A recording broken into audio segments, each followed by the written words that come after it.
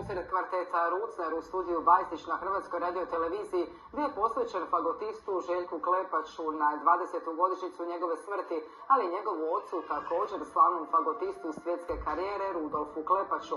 Izvedena su dijela za gudače, flautu i fagot austro-ugarskih skladatelja klasicizma Wolfganga Amadeusa Mozarta i Antonina Reiche, uz sudjelovanje gostiju, prvog fagotista Zagrebačke filharmonije Petra Križanića te dvoje Željkovih prijatelja i kolega iz prestižnog orkestra Salzburškog Mozarteuma.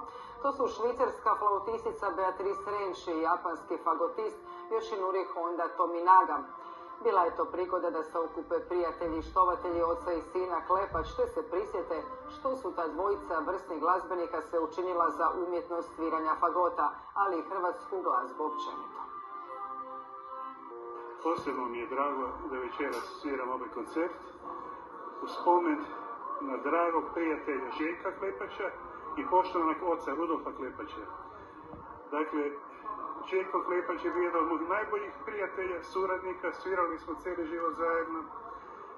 A sa gospodinom profesorom Rudolfom Klepačem sam isto jako puno nastupao. Studirao sam na Salzburškom Mozarteumu u klasi Rudolfa Klepača, zajedno s njegovim sinom, koji mi je bio generacija, prijatelj. Bilo nam je 25 godina. Bio jako zabavan, dvojica Hrvata koji su se stalno svađali, ali opet bili su mi kao otac i brat, druga obitelj.